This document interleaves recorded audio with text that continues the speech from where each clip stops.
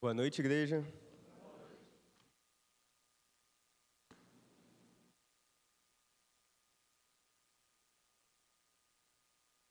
Eu vou pedir, por favor, para a projeção estar colocando o primeiro texto para a igreja ler, que se encontra em 1 João 1.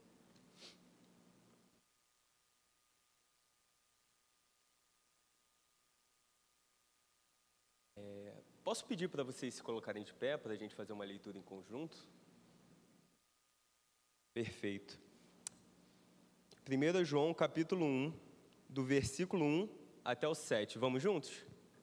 O que era desde o princípio, o que ouvimos, o que vimos com os nossos olhos, o que contemplamos e as nossas mãos apalparam. Isto proclamamos a respeito da palavra da vida.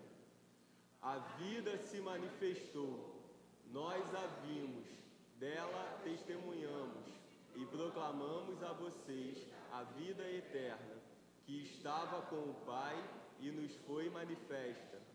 Proclamamos o que vimos e ouvimos, para que vocês também tenham comunhão conosco. A nossa comunhão é com o Pai e com o seu Filho, Jesus Cristo. Escrevemos estas coisas para que a nossa alegria seja completa.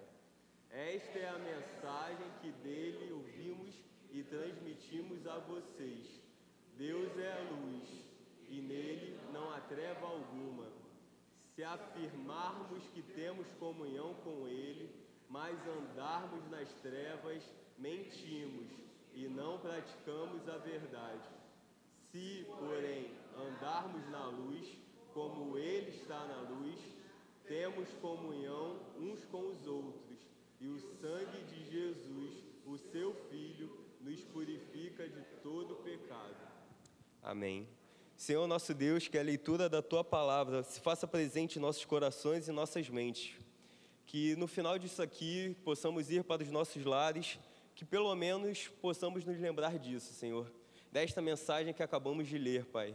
Pois aqui nós temos todo o necessário, Pai, todo o necessário para a nossa vida de entrega a Ti, Senhor. Que Cristo Jesus é o Senhor, que veio de Ti e que nós somos, Pai, eternamente gratos a Ti. Louvado seja o Teu nome, em nome de Jesus, amém. Podeis assentar, por favor. Bom, estamos terminando no mês da juventude e eu tinha alguns textos possíveis. Eu briguei muito comigo mesmo e com Deus para saber o que eu poderia trazer aqui para vocês. E eu tive que refazer minha mensagem porque eu acredito que há tempo para todas as coisas. Então, vamos nessa. A primeira carta de João, ela foi escrita por volta dos anos 90, ok? Estima-se que foi entre 85 até 100 anos depois de Cristo. Entende-se que foi ali, talvez perto do momento em que o exílio de João havia acabado em Patmos. Para quem não sabe, o livro de Apocalipse. Alguns vão estimar que foi feito no final da vida de João, e aí João, ele sai do exílio e volta para Éfeso e morre lá. Outros podem dizer que, na verdade, as cartas são escritas depois que ele escreve Apocalipse, mas enfim. Contexto histórico da carta. A carta, ela é feita para os cristãos de modo geral, que passavam por um problema muito grave de falsos profetas. É importante aqui salientar que ela não tem necessariamente um envio para uma região em si, mas sim para toda a igreja que passava por problemas similares em toda ali a região da Ásia Menor, a atual Turquia. E o que é interessante é que a carta de João, ela começa de um modo extremamente poético, se podemos dizer assim. A gente tem um resumo do que no caso é o Evangelho, do que é Cristo. Você tem quase como se fosse uma canção no começo da carta. Se vocês forem reparar, tem um paralelo muito grande com o Evangelho de João, capítulo 1. No princípio era o verbo estava com Deus, o verbo era Deus. E aqui a gente tem aqui no versículo 1 o que era desde o princípio, o que vimos e vimos com nossos próprios olhos a respeito do verbo da vida. Então vocês entendem que há muita semelhança ali na literatura joanina. E isso é muito importante porque João aqui ele não se apresenta nessa primeira carta. Eu já li aqui os textos de Tiago, já expliquei sobre. O próprio Paulo, você tem Paulo, apóstolo de Cristo, servo de Deus, não dos homens, enfim, escravo de Deus e não dos homens. E aqui não, aqui você tem, bate pronto, começa uma carta falando sobre Jesus, como era o costume de João. E aqui é importante falar de algumas coisas também. Vamos lá. Qual era a dificuldade que eles estavam passando? Bom, muitas doutrinas falsas, doutrinas heréticas. Para quem não sabe, a gente chama de heresia certas afirmações ou certas doutrinas que cremos que vão contra a fé, que não são ortodoxas, ou seja, que não seguem pelo reto caminho. E aqui tem uma parte muito legal, que em toda a história da igreja, a gente passa por momentos de dificuldade que nascem quase como se fossem dentro da igreja. O que temos de igreja atualmente que levam uma mensagem que não é de Jesus é absurdo. E temos visto as pessoas se convertendo a qualquer coisa menos ao Evangelho de Cristo. Então, quando você tem uma carta dessa, de João, que aborda a questão das heresias ou das falsas doutrinas, você vê que não é algo novo, mas que há mais de 2000 anos já se combatia informações erradas a respeito do Evangelho de Cristo. E a parte fantástica é que, de novo, eu vou repetir a mesma coisa que eu falei na última mensagem, parece que a gente não aprende, é sempre a mesma coisa, é o mesmo ciclo. Mas enfim, o importante é não desistir, porque o combate, ele vai ser até a volta de Jesus, e temos seriamente passado por dificuldades no que diz respeito a pessoas que acham que estão numa igreja, que acham que servem a Cristo, mas não servem a qualquer coisa menos a Deus. Isso é muito perigoso. Quando hoje você tem que se identificar como uma das diversas denominações que existe, é porque você tem pelo menos uma expectativa que as pessoas entendam que você não é daquela igreja que o pastor só existe para tomar o seu dinheiro, ou daquela igreja que o pastor fica inventando profecias, ou daquela igreja que o pastor só fica girando aleatoriamente, sem conteúdo nenhum. Isso é muito preocupante, você vai criando subdivisões cada vez mais novas, né? Hoje eu me apresento como alguém que faz parte de uma igreja protestante histórica. Amanhã, quem sabe? É de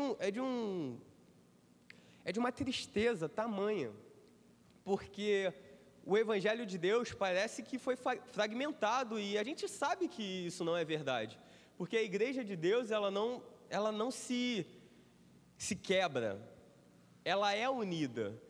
A questão é, será que quem está numa igreja sabe mesmo se está numa igreja que é ou não de Deus?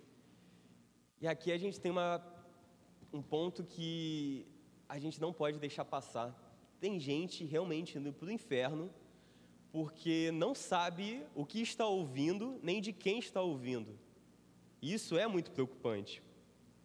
Bom, uma das heresias do primeiro século, do segundo século, era o docetismo. Era uma espécie de doutrina que dizia que Jesus, na verdade, não se encarnou, que ele não veio em corpo, que ele, na verdade, fazia uma ilusão. Então, o que os apóstolos viam não era nada mais, nada menos do que uma ilusão do divino, porque você vai focar muito no ambiente grego, antigo, de que a matéria é má, e aí, se Jesus é Deus e se Jesus é bom, Jesus não pode ter um corpo material. E aqui você vai ver isso sendo combatido por João de uma forma muito enfática e muito forte. O docetismo, ele é uma das doutrinas que estava cativando na época. E João, ele se sentiu obrigado a falar assim, opa, calma aí, não é assim que funciona, não. A gente não pode trabalhar pensando que o verbo encarnado não se encarnou. Porque senão nós temos tudo, menos a mensagem da salvação. Porque vejam bem, O sacrifício de Cristo na cruz é o ponto central do Evangelho, a sua morte e ressurreição. Se eu falo que Jesus colocou uma ilusão na cruz e que ele não passou por nada daquilo que passou, eu anulo as profecias do Antigo Testamento e anulo, na verdade, minha própria salvação. Então isso não faz sentido. Também havia... Duda, você me faz um favor? Você abre um copo d'água para mim, porque eu tenho certeza que se eu abrir eu vou derramar aqui. Obrigadão. Valeu. A gente também tinha o gnosticismo. Outra doutrina que era muito mais sobre o mundo das... Obrigado. Que era muito mais sobre o mundo das ideias, sobre coisas espirituais e também condenava a matéria. Isso, como eu falei, estava todo mundo antigo, era algo comum e até popular, de certa forma, mas sabemos que essa não é a verdade da fé. O gnosticismo também foi combatido por Irineu de Lyon, lá pelo século II, e gnosticismo ele deriva do grego gnosis, que também vai reafirmar ali a matéria como algo ruim. Então, Jesus nascer de uma mulher é algo ruim, porque ela gerou uma matéria, e se a matéria é má, ele não pode ser Deus, ou ele não nasceu de uma mulher. E aqui vamos criando tantas coisas e tantas doutrinas que não tem nada a ver com a fé de Jesus. Por isso o apóstolo combatia isso. Também no século 3 e 4, e aqui é só para fazer uma menção, para vocês verem o quanto as invenções acerca da fé circulavam, né? Nós também tínhamos o maniqueísmo, que não abordava tanta fé cristã, mas sim sobre um divino que fazia parte do mundo, e tinha o bom e tinha o mal, e Deus estava como se fosse envolto numa matéria má.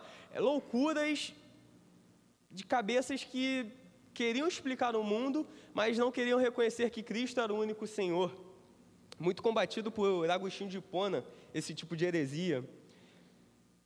Eu gostaria também de fazer uma leitura aqui, ó. 1 João 2, por favor. Só para a gente reler, só para focar. O que era desde o princípio, o que vimos e ouvimos. Vamos lá. Testemunho. João está falando. Aquele que existia desde o princípio, o verbo da vida, Jesus, e o que vimos e ouvimos, o que vimos com os nossos próprios olhos. Ou seja, ele está declarando que ele é uma testemunha ocular. O que contemplamos e as nossas mãos apalparam. O que significa? Que eles tocaram no verbo da vida. Ou seja, era carne, era matéria. Não foi só uma invenção. Muitas pessoas, às vezes, tentam combater o evangelho de uma forma até pacífica, falando assim, não é que Jesus ressuscitou de mentira. É porque os discípulos acreditaram que viram a sombra de Jesus ou o Espírito de Jesus e não era. Não. O testemunho dos apóstolos é que Jesus era carne. Se a gente se lembrar de Tomé, Jesus fala, encosta do meu lado, encosta aqui nas minhas feridas, porque Jesus, ele ressuscitou. Não foi só uma coisa mística, foi algo real e concreto. Também eu gostaria de dizer, a morte de Cristo, ela faz uma alusão muito clara ao Antigo Testamento.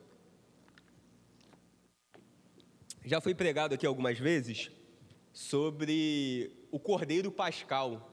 Cristo é o Cordeiro que tira o pecado do mundo. Declaração também feita por João, só que outro João, dessa vez o João Batista.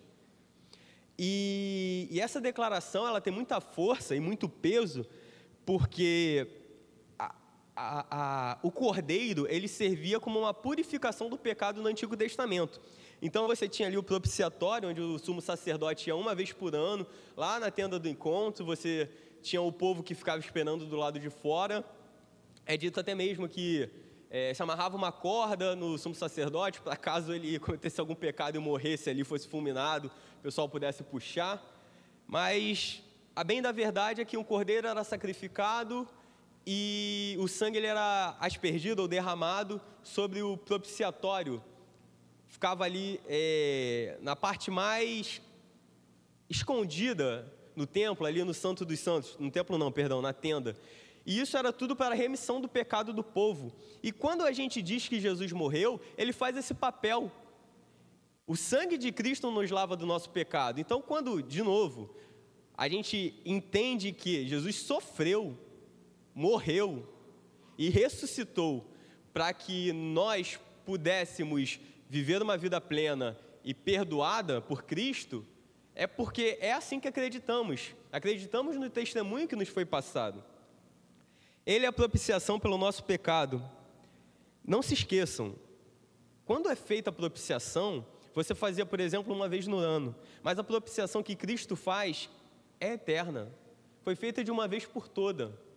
Então, assim, não precisamos ter medo ou nos preocuparmos em oferecermos sacrifícios a Deus para que Deus nos perdoe. O sacrifício de Cristo, ele foi pleno e feito de uma vez por toda. 1 João 1,5, vou ler aqui. A mensagem que dele ouvimos e que anunciamos a vocês é esta: Deus é luz e nele não há treva alguma. Se dissermos que mantemos comunhão com ele e andarmos nas trevas, mentimos e não praticamos a verdade. Olha, a gente muitas das vezes tem a tentação de fazer o que a gente quer e deixar de lado aquilo que Jesus fez. Na Bíblia toda nós temos alguns versículos que falam sobre o quanto o nosso coração é inclinado para a maldade, o quanto o nosso desejo é mal e o quanto a melhor justiça humana não é nada mais, nada menos do que trapos de imundícia. Então, se escolhermos seguir os nossos caminhos ao invés dos caminhos de Cristo, de fato vamos andar nas trevas. E não adianta nada. Eu, por exemplo, antes de subir aqui, eu estava pensando, enquanto eu preparava a mensagem, caramba, qual mensagem que eu posso trazer? Eu tinha algumas mensagens muito fortes, só que eu parei e pensei, será que eu estou pronto para transmitir esse tipo de mensagem? E a questão é, como que a gente pode pregar algo que a gente não tem plena consciência de vida? Ou, reformulando, como eu quero subir aqui e falar alguma coisa, sendo que eu não vivo? A gente tem verdadeiros cristãos morrendo hoje em dia ainda, sendo perseguidos. Os coptas são a denominação hoje que mais morrem mesmo por causa do Evangelho. E eu aqui, às vezes, passo por alguma dificuldade, alguma coisa que me irrita, me chateia, e a primeira coisa que eu faço, em vez de dar graças, é murmurar. Não adianta nada subir aqui ou ir para a rua, falar que é cristão, se a sua vida não condiz, porque, como o próprio João vai falar, se andarmos nas trevas, mentimos e não praticamos a verdade. A aparência não vale de nada. Não vale. Se dissermos que não temos pecado nenhum, nos enganamos a nós mesmos, e a verdade não está em nós. Olha que coisa interessante aqui. O tempo todo na vida do ser humano, parece que ele esconder que ele tem pecado. Isso vai desde Adão no Éden, porque Adão diz que não pecou, foi a mulher que Deus deu para ele. Até ali por volta do 1º século, com pessoas dizendo que não tenho pecado não. Chamamos Deus de mentiroso. Por que Cristo morreu se não temos pecado?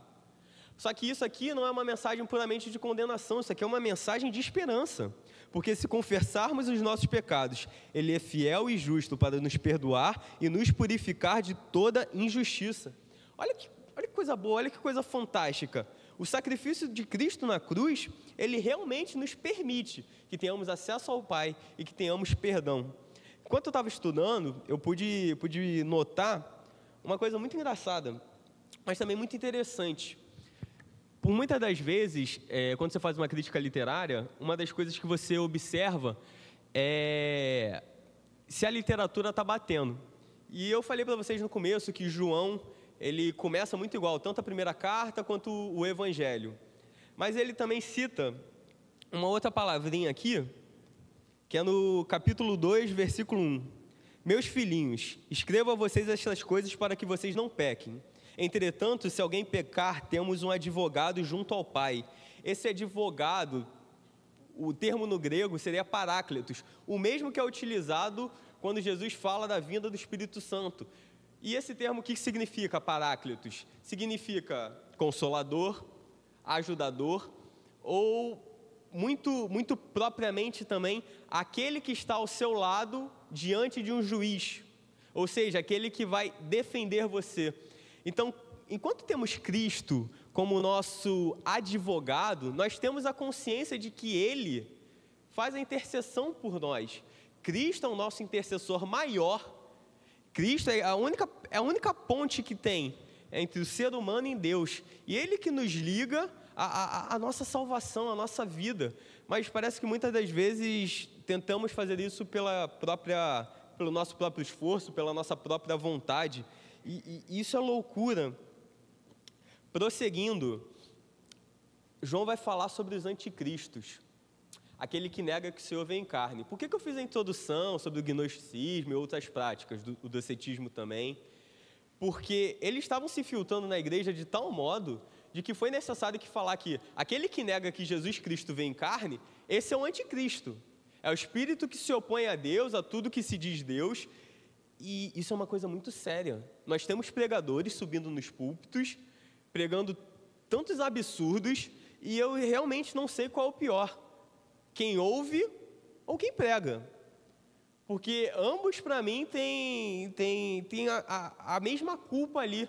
Porque as pessoas, assim, se vocês relembrarem da história, um dos principais motivos de uma reforma que ocorreu há um pouco mais de 500 anos atrás foi do acesso à população à Bíblia. E graças a Deus hoje, nós que vivemos até em um país que teve fundações cristãs, nós temos a Bíblia em qualquer lugar. Nós temos ela gratuitamente online, ou nós podemos comprar pelos mais variados preços. Mas parece que a dificuldade em abrir a Bíblia é enorme.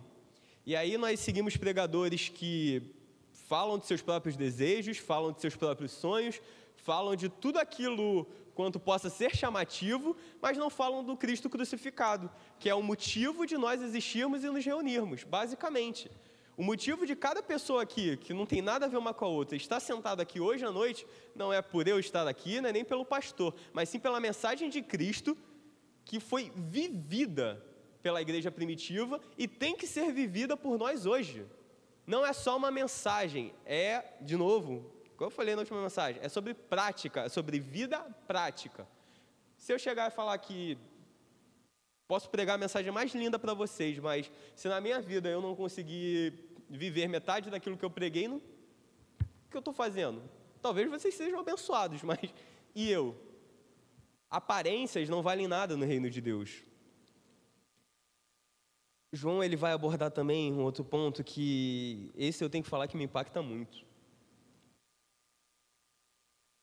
Eu escolhi 1 João, ou talvez tenha sido escolhido por Deus, não sei, por causa de um trecho que fala sobre os jovens, e aí vocês conhecem, mas eu vou ler para vocês. Só que, antes disso, o que me chamou a atenção foi o versículo 15. 1 João 2,15. Não amem o mundo, nem as coisas que há no mundo. Se alguém amar o mundo, o amor do Pai não está nele.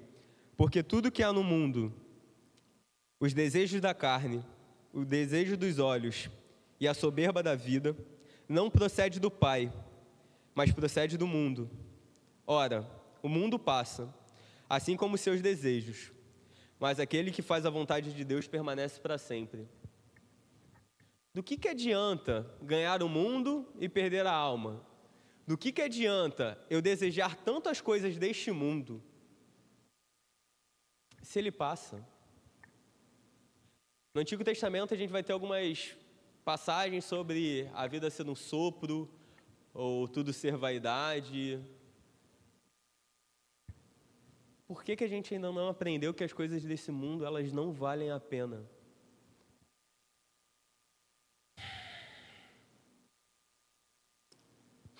Versículo 12, capítulo 2. Filhinhos, escrevo a vocês, porque os seus pecados são perdoados por causa do nome de Jesus. Pais, eu escrevo a vocês, porque conhecem aquele que existe desde o princípio. Jovens, escrevo a vocês, porque vocês têm vencido o maligno. Que vitória é essa? Que vitória é essa em cima do maligno, se amamos mais o mundo do que amamos a Deus? Que vitória é essa, se nós não somos fortes contra o próprio pecado? a palavra ela não pode ser somente lida, ela tem que ser vivida. Eu tinha até mais alguns textos, mas vou deixar como mensagem final. Tenham cuidado com os falsos profetas, aqueles que só sobem no púlpito, ou talvez até num palco, simplesmente para alimentar os seus sonhos e desejos.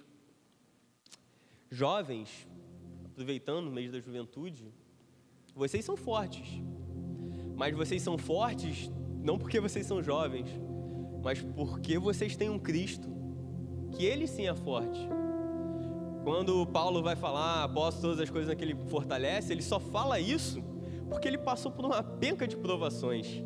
Ele não está falando que ele vai alcançar ou que ele vai conquistar. Ele está falando que ele pode todas as coisas porque ele já passou por todas as coisas, por todas as dificuldades, e ele passou só por causa de Cristo. Então a mensagem final é apenas essa: fuja dos falsos profetas. Fuja daquilo que quer te fazer amar mais o mundo do que a Deus. Sejam fortes contra o pecado, porque vocês são filhos de Deus.